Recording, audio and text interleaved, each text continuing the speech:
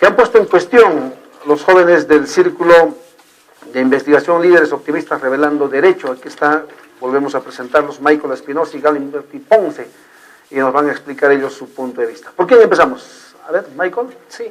A ver, ¿cuál es tu posición respecto a eso?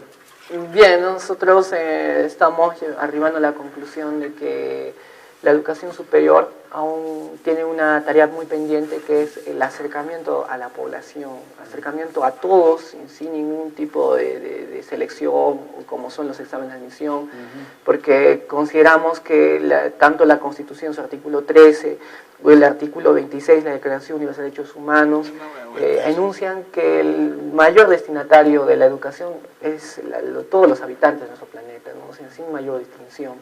Y en específico, encontramos en el Pacto Internacional de Derechos Económicos, Sociales y Culturales, el artículo 13, el apartado C del segundo párrafo, que nos habla de la educación superior. Es un derecho, ¿no?, que deriva del derecho de educación.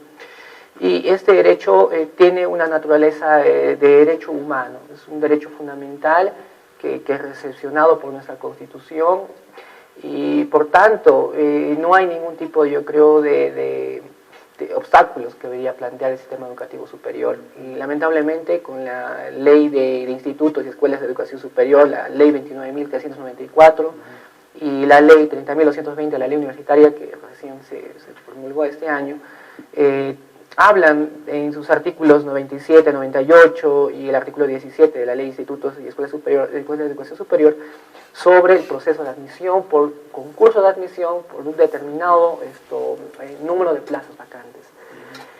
Y la realidad es distinta en otros países, ¿no? Bolivia, Ecuador, Cuba, Argentina, Uruguay y otros que tal vez no podemos mencionar, tienen un acceso irrestricto o ingreso libre para la educación superior.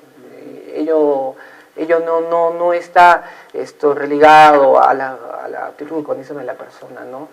Y creo que nosotros aún no hemos atendido esta demanda, ¿no? Por muchos años desde la conquista, la educación se ha ido conquistando paso tras paso, ¿no? Si antes para los indígenas, para las personas negras o personas que no eran los españoles, la educación era lejana, fue a través quizá por los criollos que se aproximó a la educación gratuita, pero a un nivel muy básico, ¿no? Quizá la primaria, ¿no? Y luego, con el pasar de los años, llegamos a la educación secundaria, y creo que nos hemos detenido en la educación superior, ¿no? Creo que aún parece ser una especie de elite construida por el mismo sistema, y quizá Galimberti puede complementar más sobre ello, ¿no? A ver, sí, la posición de Galimberti y Ponce también. Repito, estamos con estudiantes de la Facultad de Derecho de la UNA 1. ¿Por qué los exámenes de admisión, justamente a la educación superior, esta ley que hizo referencia a Michael Espinosa, la 394, esa es la que se quiere derogar? Con eso es lo que hemos mostrado con el trabajo de Daniel Mora en este momento. La nueva ley universitaria ya la tenemos. Galimberti, tu posición. Sí, efectivamente. La pregunta central es aquí, ¿por qué los exámenes de admisión, en el caso en particular de al ingreso hacia las universidades públicas, vulneran el derecho a la educación? Esto tenemos que ver desde la visión de un derecho social, ¿no? O sea, ¿qué es un derecho social? Un derecho social es aquello que beneficia a una persona individual, pero que todos estamos comprometidos en su promoción. Por lo tanto, el Estado como ente promotor, como ente que concentra el tema de los bienes públicos que nos corresponden a todos, está obligado a dotar de educación libre, ¿no? ¿Libre en qué sentido? En el acceso. En este caso, una persona que quiere ingresar a la universidad bajo las condiciones o las situaciones actuales que tenemos, una mala educación en la educación básica regular, luego uno tiene que prepararse en las academias, y sucesivamente, ¿no? Para posteriormente rendir un examen. Y bueno, estos exámenes necesariamente no reflejan el conocimiento, o digamos, humanista, el conocimiento artístico, el conocimiento científico, ¿no? Sino que son preguntas cerradas, concretas, y que no llaman a mayor reflexión, ¿no? Por lo tanto, bajo este examen se está limitando el acceso a la universidad, ¿no? O sea, libre. ¿Por qué? Porque una situación que hemos mencionado es las condiciones que tenemos, ¿no? Esas condiciones pues se presentan en todo el país, ¿no?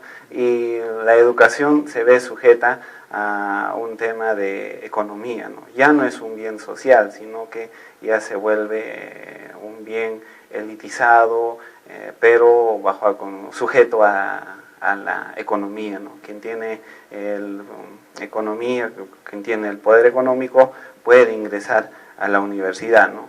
Y una cosa más, con esto de los exámenes de admisión, uno libremente no se puede matricular, ¿no?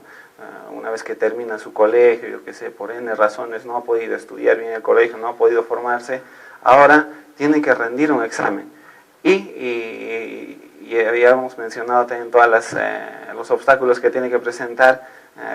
Adicional a esos obstáculos, la universidad con este examen estaría admitiendo a las personas más capaces y idóneas intelectualmente, ¿no? O sea, uno por el hecho de ser ciudadano no puede ingresar a la universidad, ¿no? Sino que tiene que tener un dote de conocimiento amplio, un bagaje intelectual, ¿no? Muy avanzado, ¿no? Entonces, solo para ellos es la educación. Entonces, esa es la visión que actualmente mantenemos, es la educación universitaria, ¿no? Con esto, los exámenes de admisión.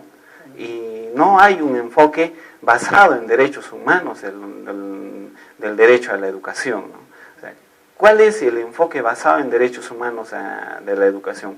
Primero, el tema de los derechos humanos se ve muy cuestionado. El tema de los derechos humanos creo que son más herramientas de los más poderosos, pero no de los más débiles.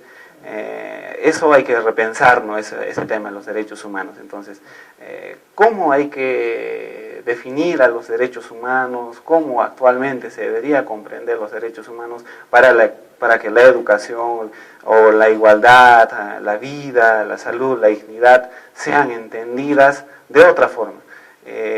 Yo propongo que los derechos humanos deben ser entendidos como instrumentos de emancipación y transformación social, ¿no? Entonces, ¿esto qué posibilita?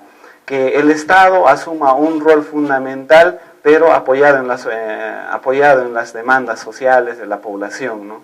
El Estado, en este caso, se preocupa por las personas.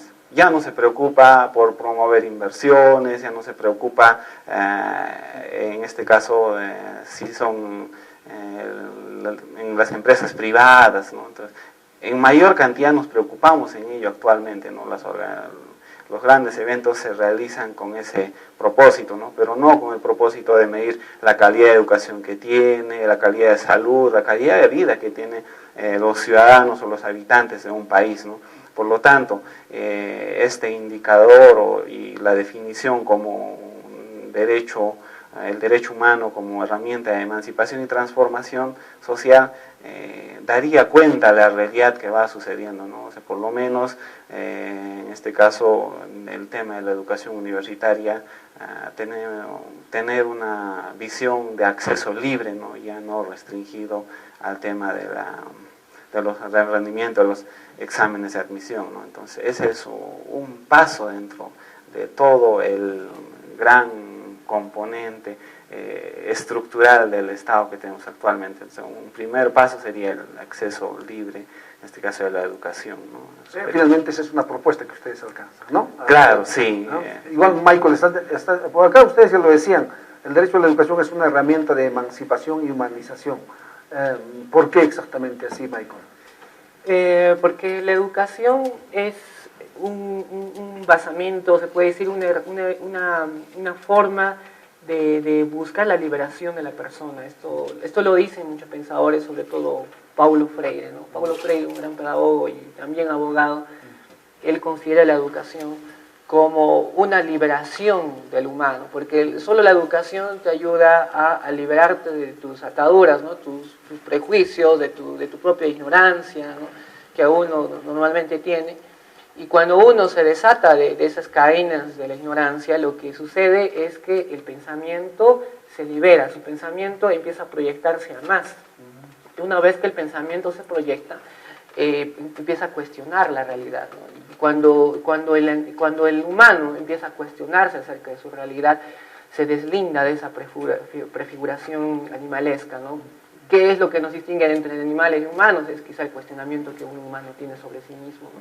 Y el cuestionamiento sobre su realidad. Y ese cuestionamiento a veces conduce a un proceso de desprendimiento de muchos sistemas de opresión, ¿no?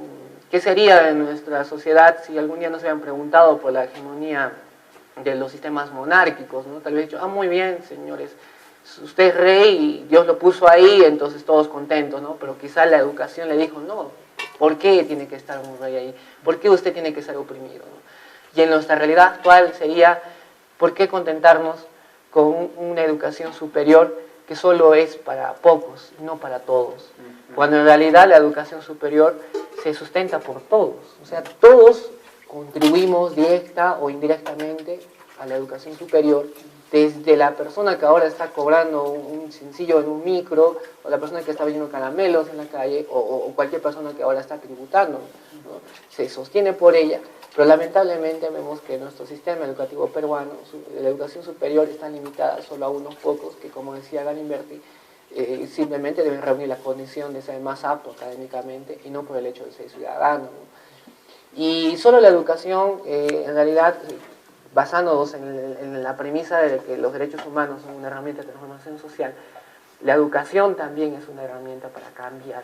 El hecho de que una persona de zona rural o una persona que nunca recibió educación superior hoy lo tuviera, se daría la oportunidad de que pudiera conocer de fondo a su país, de conocer a fondo la constitución de su propia familia, poder visionar más allá de lo que pensaba acerca de su proyecto de vida, ¿no? Una persona que antes pensaba simplemente ser un conductor de un automóvil o simplemente seguir en el campo, cultivar de la manera más empírica, hoy por hoy con la educación diría, ¿qué estoy haciendo, no? Si hay tanta tecnología, hay más conocimientos, formas de cultivar, yo creo que podría estudiar ahora ingeniería agronómica y mejorar los cultivos de mi padre y no seguir el mismo camino, sino emanciparme.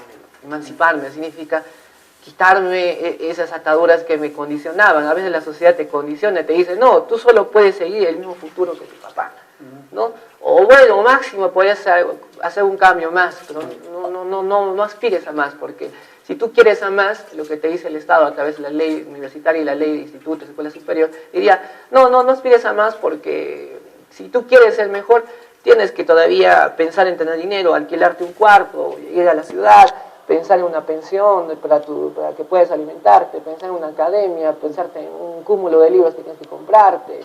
Y aún así puede que ingreses, si no vas a ingresar y así vas a tener que conformarte con tu realidad que tienes. Y creo que eso es un resultado de una exclusión al final, ¿no? O sea, a veces ser universitario es como el reflejo de que el Estado no se preocupa por los demás, simplemente dice, señora empresa, usted haga lo que quiera, si usted quiere empresa, ponga, no importa ahí sus escuelas, institutos privados, lo que quiera, y señor Estado, yo no me voy a meter, ¿no? Yo como Estado no me meto, pero en realidad creo que se está desfigurando el rol que tiene el Estado frente a la sociedad. El Estado es el que debía conducir eso, ¿no? Masificar la educación como sucede en Argentina, ¿no? Donde es el Estado el que genera jornadas, donde invita a los colegios y son ellos quienes conocen su futura universidad porque solo tienen que matricularse en ella. No necesitan estar pasando todo un proceso, toda una vía crucis para alcanzar una vacante, ¿no? Y siendo un derecho social, no se le puede condicionar por el presupuesto, ¿no? O por otro tipo de condiciones materiales, ¿no? Al final de cuentas, podemos hacer una analogía de la educación con la salud. No porque hay pocos médicos, porque hay pocas postas médicas, vamos a decir, no, tú no tienes derecho a la salud. Me tienes que pasar todo un examen para ver si tú realmente estás enfermo. Si estás realmente enfermo, si tienes cáncer o algo, recién vas a poder pasar una cosa médica, ¿no? En igual sentido, vemos que la educación debe ser accesible para todos sin mayor distinción, ¿no? Y es lo que nos tiene hoy preocupados y quizá encontremos más personas o televidentes que puedan sentir esa misma preocupación, ¿no? ¿Qué les parece si esta entrevista es el punto de partida nada más para plantear el tema? Así podemos generar una corriente de opinión y así vamos a contribuir, ¿no? Así se tenga distintas percepciones, ¿no? Análisis de la educación, de la actual situación, a propósito de que, por ejemplo, esta ley de educación superior también va a tener más o menos la misma mirada, ¿no? Van a cambiar mucho las cosas. Bueno, nos ganó el tiempo y los invito para otra oportunidad y otra entrevista. ¿Les parece? Sí, Galimberti, con tu mucho despedida, Galimberti.